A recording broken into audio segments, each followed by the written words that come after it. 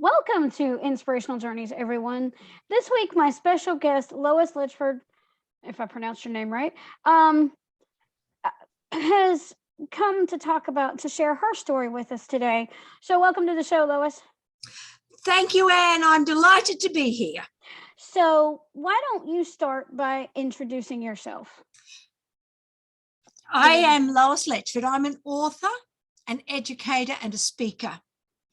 My personal journey began in 1994, and it's the subject of my book. And since then, I've been teaching children who failed numerous reading programs. And my passion is always to teach kids who are so vulnerable to the fluctuations of society and how we think about what we have to do in teaching reading. So that's who I am. And my book is reversed to memoir. And the book, I was really connected, not for the same reason, but it connected with me. It resonated with me because I know your son has a disability. You said you have a learning disability. Well, I have a disability too. As a lot of you listeners and viewers will know, I am totally blind. So that's one of the reasons why it's like learning about people with other disabilities has really been fascinating to me. So, what inspired you to write to become an author and to write the book? There were a number of factors. And the first was that my son's story, I thought, was really worth sharing with the world. Because when children fail first grade, the prognosis of getting out of that situation is really poor. And for my son, who was privileged, and it took a lot of privilege to get out of that scenario. And that was the first thing. And every part of his journey just exploded. His learning happened through accidents. And that's what drove me to then write the book. And the other component was my husband moved jobs and I couldn't work where we now live, currently in upstate New York.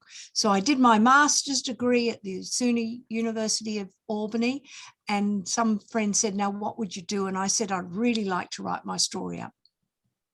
Oh, wow. Yeah. And I wasn't a writer, so I needed support to write a book that other people would want to read. Okay. Now for the question that has intrigued me this whole time.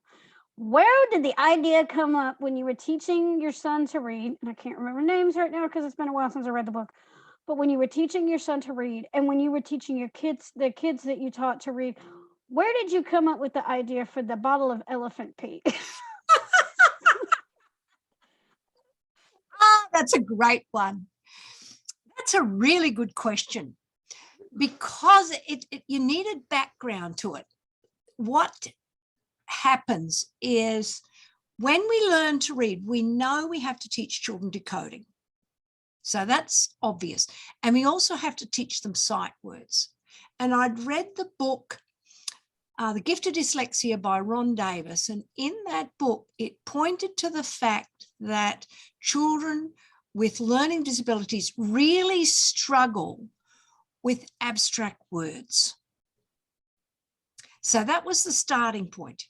But I'll take you back even further than that before I get to the elephant pee. Is that okay? Yeah. Right. So Nicholas failed first grade, and then you get tested, and the testing revealed that he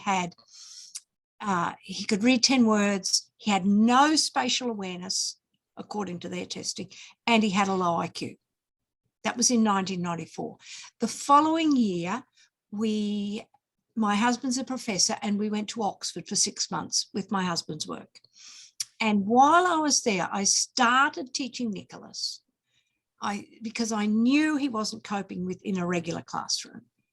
I started teaching him, and I did exactly the same as the teacher had done the year before, and that is I blamed Nicholas. And my mother-in-law was with us, and she said, Lois, put away what's not learning and make learning fun.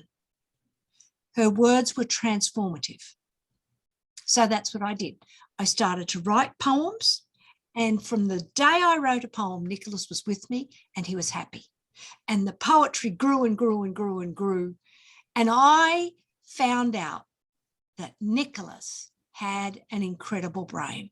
He was slow with learning letters and sounds, but he had a brain that thought, and that was really important.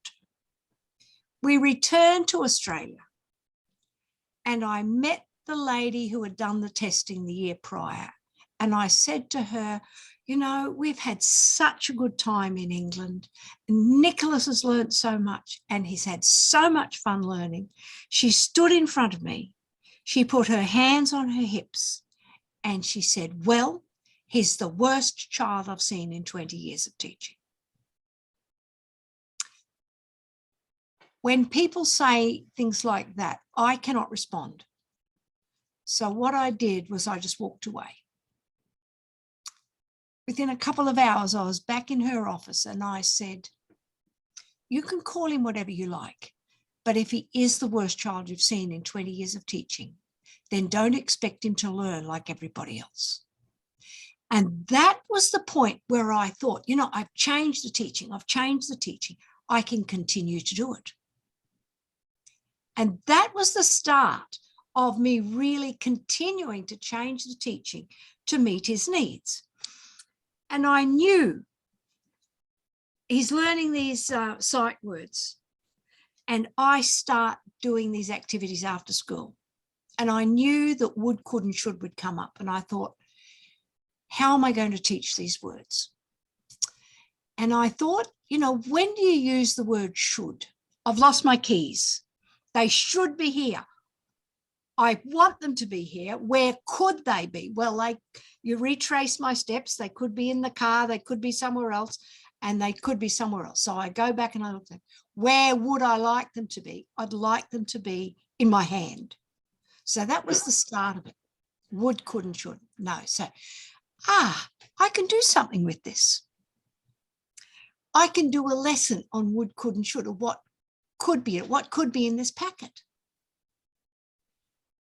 And I kept going with it, and the packet's coming up. And so I wrote what could be in the packet, what should be in the packet, and what would I like to be found in the packet, and then put a book in it, because that should not be in there. And then I thought of maybe I can have a bottle of wine. And I thought, no, he can't take a bottle of wine to school. He would get in trouble for that. And that's when I thought, a bottle of juice. And I can use a bottle of juice, take the label off, write a letter and say it's elephant pee. That's how it came about. And I did that lesson, and I sent Nicholas to school with that lesson and sent him to the reading teacher to do that lesson. And I really did it. I was being a bit naughty.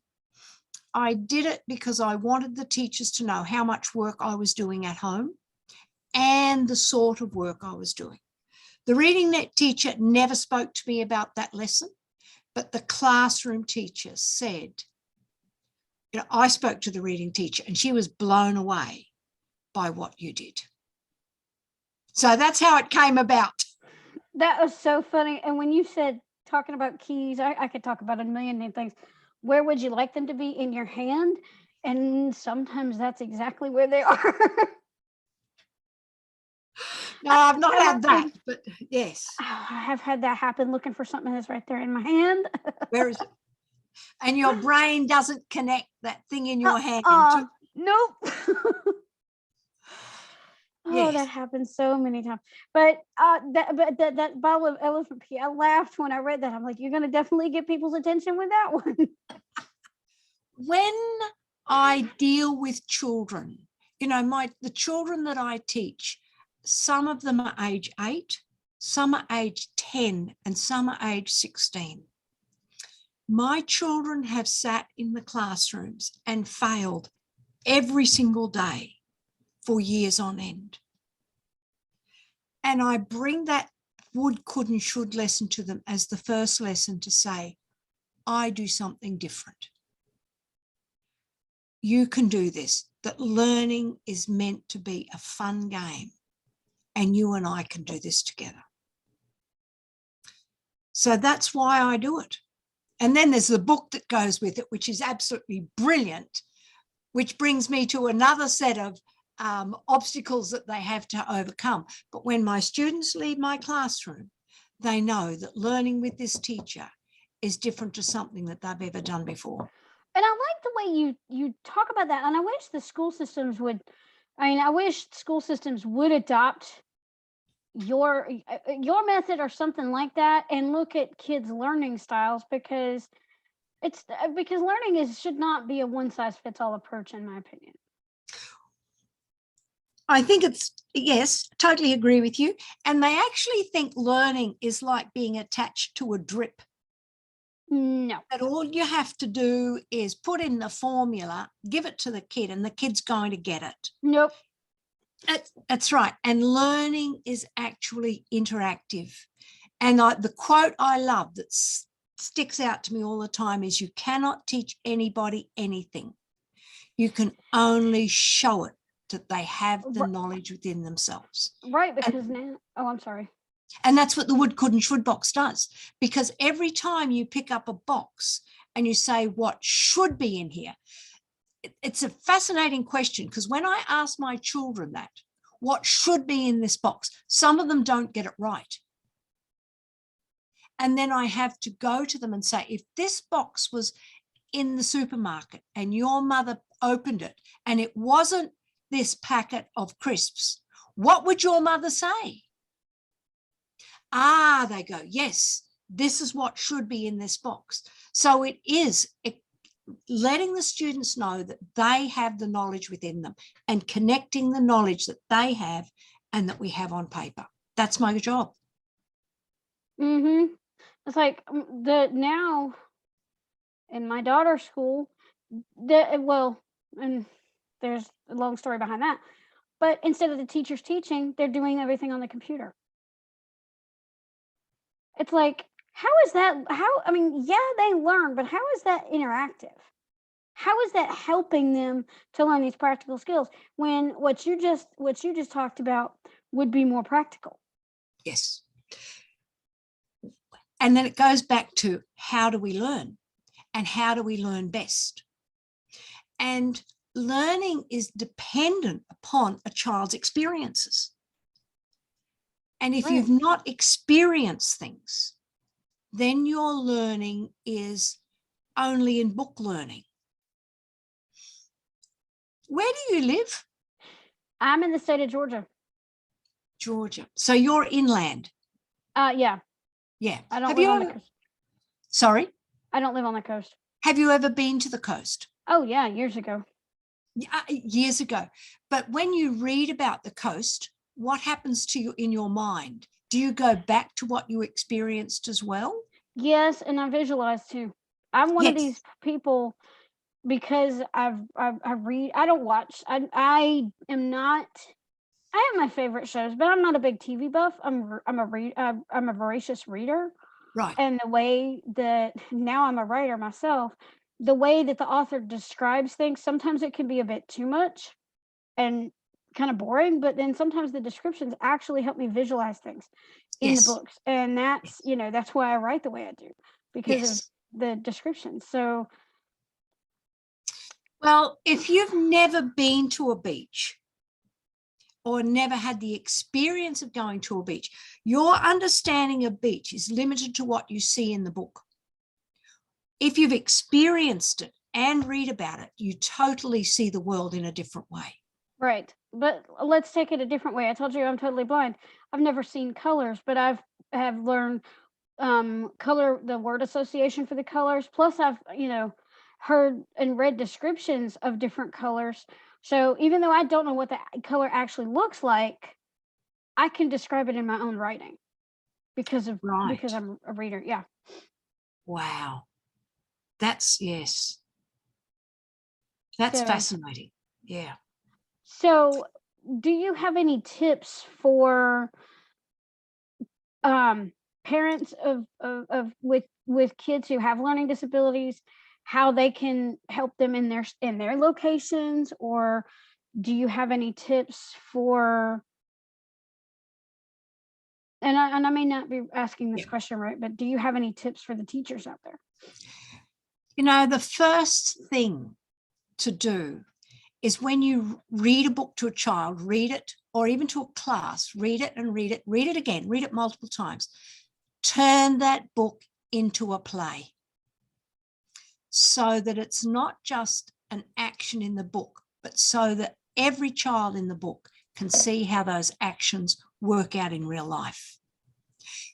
Skilled readers, and you would be a skilled readers, create entirely different pictures in their mind from those who are struggling with reading. And by doing a drama, you're encouraging the picture in the mind of those who are less skilled. And so that's the first thing to do. And from there, you're also having children emotionally engaged in all of the learning. Do I have some tips? I have actually lots of tips. That's number one, is do a drama. The second is children do not learn when they are in pain. So if kids are frightened of being in your classroom, if kids are frightened of getting the answer wrong, the learning that is happening is in negative. So what we want is that we must have children happy. Now, this sounds like it's nonsense, but when our children are unhappy and afraid of going into the classroom, they are not ready to learn. So make children comfortable, read to them, have them act out the drama, use a lot of memory games, and work from the concrete, work from doing something towards the abstract, because that's how children learn. So the first is take a book, turn it into a drama. The second is make sure children are happy in the classroom. And the third is use a lot of poetry, because poetry enhances the brain for language, for rhyming, for meaning. Poetry is complete. You know, I love that, because I used to think, a lot of the listeners and viewers know this story, but I'm going to tell it to you, Lois, because you just hit on something that really resonated with me. I used to think I couldn't write poetry, but then a very dear friend of mine who also runs a podcast, yes, Jen Lowry. Jen Lowry Writes Podcast. Yes, Jen, I'm going to give you a shout out again, because she inspired me. She did a writing prompt in April of last year. Oh no, it was April of 2019. She said she did, it was a 50-word short story, but it ended up morphing into a poem. It was Mermaid Fingernails. And from there, I don't like write them right on the fly like that, but I do write poetry, and I love it because it gives you a chance to play with words. And you're also doing rhyming words, which is fundamental to everything. Mm-hmm. And you're always creating meaning. And even in poetry, you end up with an amazing number of vocabulary words that you don't normally speak, but they're in there, and then they become meaningful. Right. So I do a lot of poetry, and it's also a developmental process. When with young children, we're asking them, very young children, what's the first thing we do besides reading books? Is we say rhymes and poems. I mean, because with kids, they start by learning nursery rhymes. Yeah, that's right. Like Tom Tom the Piper Stole. Tom Tom the Piper Son stole a pig and away he ran. That one just popped into my head. Yes. And that's where we start with the reading. And you've noticed I've not even talked about decoding yet. Oh, that's right. We haven't gotten to that.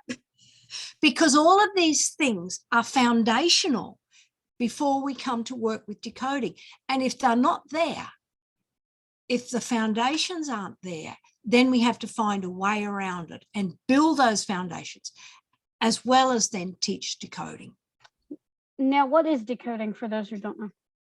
Decoding is the ability to take the letters and give them a sound and put those sounds together to create a word.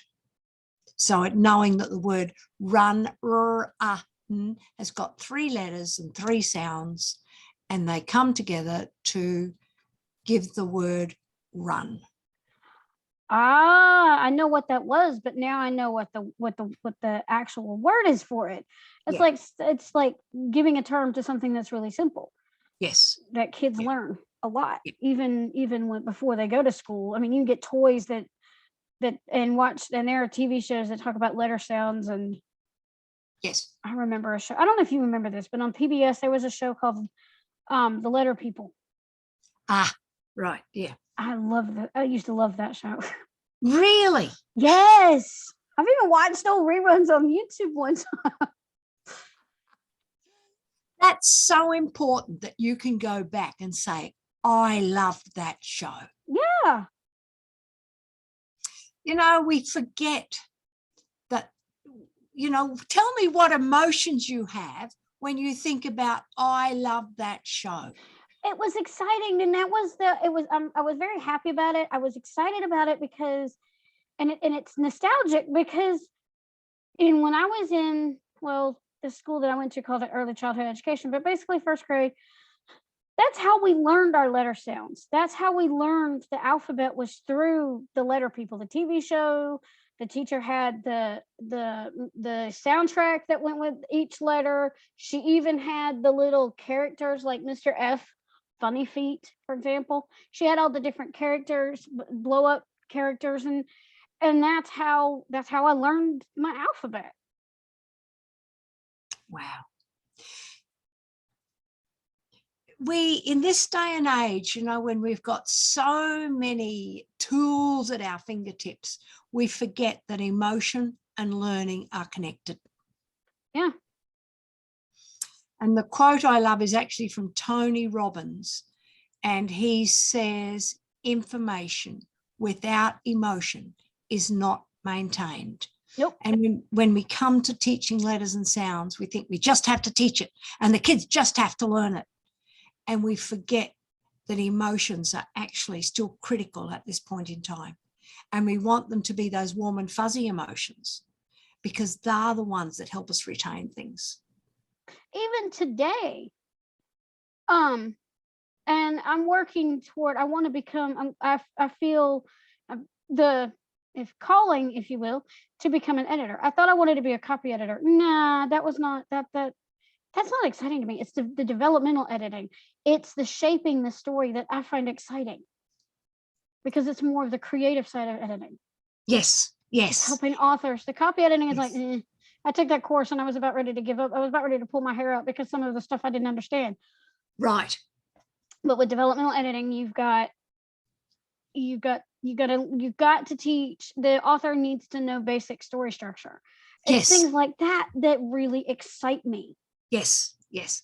And I read a number of books written by dyslexics, and I mean, their stories are heartbreaking, but the writing of the stories are like the first draft of a book. They are not well written. No, they're not. Yeah, that's right. And for me to write my story, I mean, I wrote my first draft and it was terrible.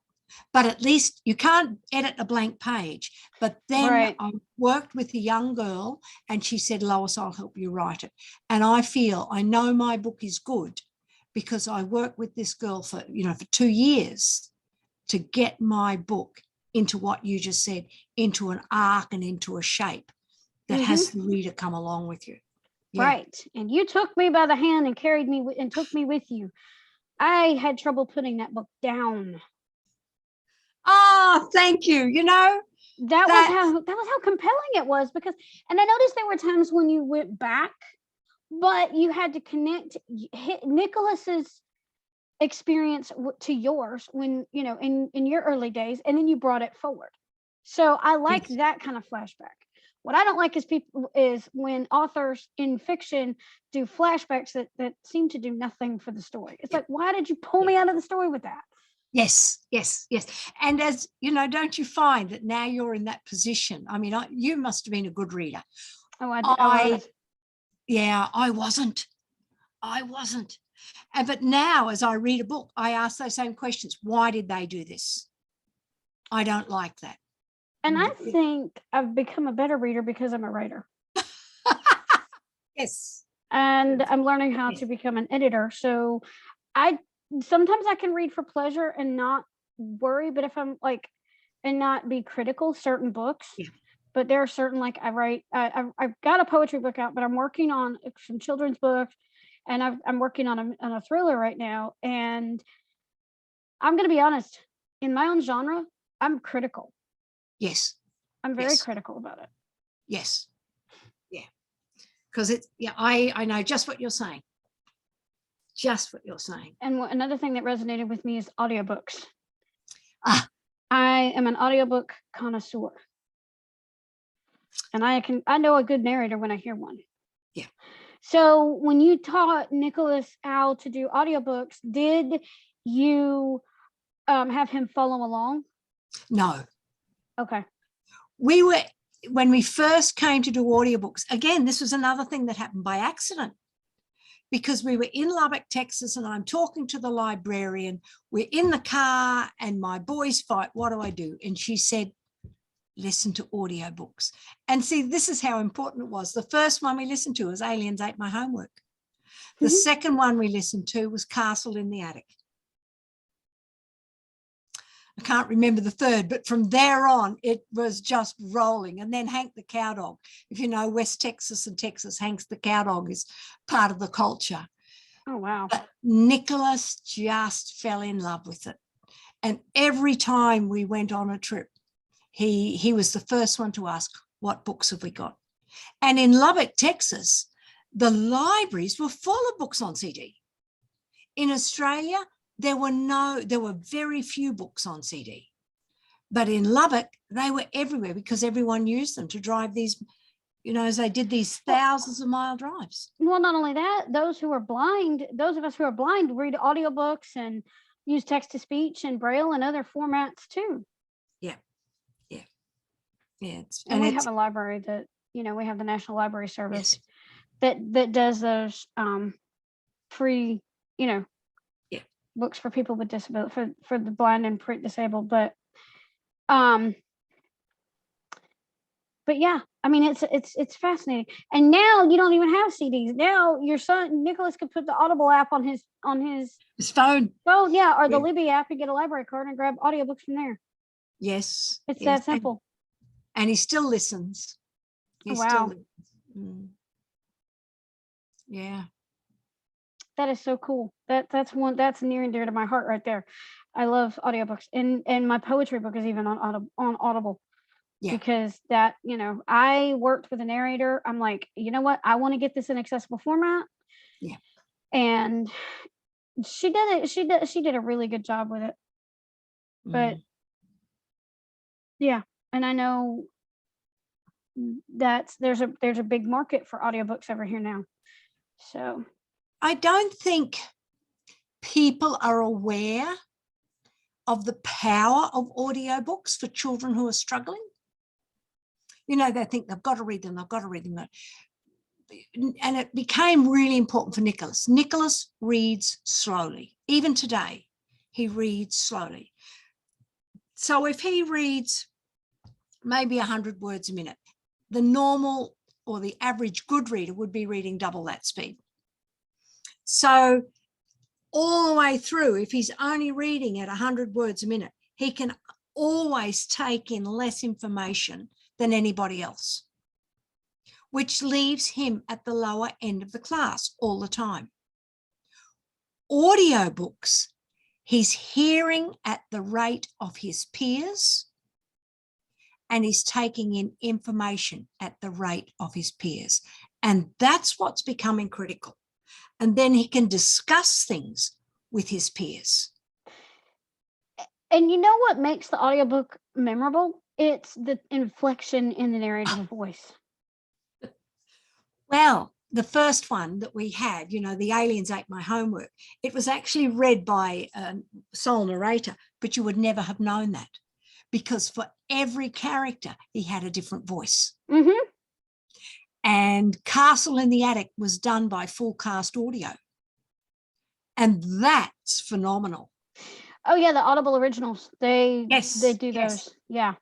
Yeah, Bruce Coville did them, and they were just fantastic. I have heard, but I have not purchased graphic audio. No, not graphic. They No, just what I mean by graphic audio, it's dramatized. They call it graphic audio. dramatized. Yeah. Yes, yes, yes, yes. Red Wall is one of my favorites. Oh, wow. Yeah. I mean, it's a kid's book, but it's unbelievable when you hear these particular voices. I Mm. mean, you're sitting there with them, aren't you? You're in the cast. Yeah, you are. And it's really cool. So, as far as writing, what are you working on next? Oh. My next book is titled Failed. A mother came to me about 2 years ago and she's in tears. Lois, my 16-year-old son is not reading. I know you helped Nicholas. I don't know what to do. We have spent $100,000 on my son and he can't read anything. We've been to a school that's school for dyslexic learners and he failed that. Can you help me? I worked with her boy and within 3 months, he's reading on my YouTube channel. His name is Matthew. Oh, wow. And you have to ask why. Why? And it's not decoding that's the problem. One of the very first things I do with all of my students is ask them to read the first 10 sight words. Is, in, of, the, for, and to. And then I say to them, give me a sentence with the word TO. And what I do is when I'm doing a Zoom thing, I say to the mother, write the letters TO on a piece of paper, TO, and then I say to the child, give me a sentence with that word. And he said to me, I've got 2 lizards the same. So immediately I know he has misunderstood the word TO for TWO. Yeah. And for FOR, he said, I've got 4 grey shark's teeth. Now, in my mind, both of these sentences are high level. A low level sentence for TWO would be, I've got 2 hands. And usually for FOR, my students say, a dog has 4 legs. But the fact that he's taken something that is in his house, he knows what the word for is and he's thinking about it. He's not dumb. Yet the failure at this very early level, the inability to understand the difference between TO and TWO is a disastrous, and it's the foundation again for learning to read. And if you don't understand that, you don't understand the decoding comes on top of it because nothing makes any sense. Yep, the antonyms. Or not antonyms, synonyms. The words that homonyms. Homonyms, homophones. Yeah, I couldn't I was getting the words wrong. But yeah, it's the words that are spelled differently, sound the same, have different meanings. 2, 2 and 2, 4 and 4. Yeah. There and there and there. Yeah. You know. Yeah. People and struggle with those. Were's a tough one. WERE. Yep. And it's speech and language. It's going back to that level of learning to make sure the child understands the difference of was and were. Mm-hmm. You know, and all of the work that I do is foundational. And once they have that, then you teach decoding. Then the decoding starts to make sense. And they go, now I know what to do. Yep. Yeah. So that's my book. And it's interesting because I'm writing it from 3 points of view. One is the child, one is the mother, and then my point of view. So I've written a lot of it, but I've got to fill it out and add more to it. And like you said, get it into a story structure. Yep. The 3-act story. Well, that's fiction. I don't know if it would work for nonfiction, but the 3-act story structure. Yeah. Yeah. Because, I want to write a book that people want to turn the page. Mm-hmm. And that's what I want. Why do you want to read this? And that's what I think authors have to ask all the time, isn't it? Yep. Why? What else? What's stopping them? What's going to make someone read it? Yeah. What can I do to make this reader care about my character, my story? We could go on and on about that all day. Yes. Yes, absolutely right. Yeah. Yeah, So that was my book. that's And nice. sorry. I said that's nice. Yeah. And Nicholas's story just got better and better and better because, when he were in Lubbock, Texas, he did grades 4 to grade 12, and it took him from the bottom to the top. Ah, Yeah. And wow. that was really important for him to be in a place where he was not the slowest in the class. And every year in the school, his results would start low. They would start in the 80s. And by the end of the year, they're always in the 90s and high 90s. So he was growing every year. And it was really important for me to see that because it went to mindset, how we think about these children. Because in Australia, the problem was that everyone thought, well, Nicholas is doing so well. He's exceeded expectations. We didn't expect him to read or write. He's reading and writing and he's doing well. And everyone was happy with him reading 20 minutes a night. When we came to Lubbock, he's an average kid in the class. And he works like the best kids in the class. Wow. I know when the book ended, he was in college. Is he what? He was not in college. Oh, okay. He was in graduate school. Oh, okay. That was He my yeah. He graduated with a Ph.D. in applied mathematics from Oxford University. Oh, wow. And now he currently works as a consultant for WHO, mathematical modeling of COVID. Oh, wow. Oh, wow. Because I know he did all those Lego models and things. Does he still do those? No, he did when he was in undergraduate, but the connects, which he does, are with us, and he's still in the UK. But no doubt if he has children, they will go back to him. Oh, yeah. Yeah, because that was awesome. Yeah. I don't think I could have even done those. Well, that's another bonus because he started to do them by himself. And if I was a single mother, I would have said, that's fantastic, Nicholas. And I would have stopped. I couldn't help him. But his father's an engineer. And Dad comes along and said, Nicholas, we've got to do this, this, and this, and this. So Nicholas is getting the mathematics knowledge from an expert. He's playing, he's physically making things. And the mathematics just all fits together for him. And his mathematical brain now is just exploding. Are those kinetic models still in place today that he built? No, we broke them all up and took pictures because we had to break them up to do the next model every time. Oh, okay. But that is still so cool though. Yeah. Because So where can people find you online?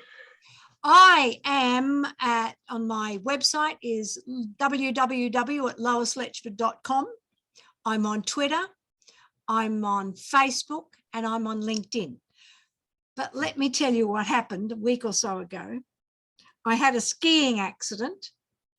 Whoops, this side. And I shattered my collarbone. Ouch. And I've had an operation. So I'm now using one arm, my left arm, to do everything at the moment. And we're waiting for recovery. Despite that, my passion is to say, we can teach children who we've written off, and we must. Because when you think of Nicholas at 6, all people could see was this kid's got nothing going for him. And the boy has a PhD and has the incredible brain power that we just ignored and we didn't find our way through it. So it's very important that we teach them and give them knowledge as well as teaching them to read. Oh, yeah, very. Because that's going to be a big part of their future. Yeah. Because, years ago, you would think a person who was blind, well, they can't do anything before they're blind because they're blind, didn't they? It took a Yep. long time to realize that, they're blind, but everything else still works. We can find a way around this. Right. Same with deaf. When, just because they're deaf, well, then we've got to use other methods. Sign language and vibrations. Yeah. Yeah. And Helen Keller was blind and deaf. Right. And we found a way around to say that she's got a brain too. And it's no different to Nicholas. When we see these children, what do we say to ourselves? Well, they can't do it. Or do we find a way to say we must teach them to read? Just because you have a disability doesn't mean that you're helpless. Yeah. Or hopeless. Right. Yeah. So any final words as we wrap up? Very important that we see the children who are struggling as future rocket scientists so that we teach them that way too. Wow. What an incredible end to an incredible conversation. So we challenge you today to go out there and read to get inspired, write something inspiring, share your creation with the world to teach others in their own special way. For when you've touched one life, you've touched thousands. Thanks for joining us on Inspirational Journeys today. And remember, your story matters. Have a blessed day, everyone.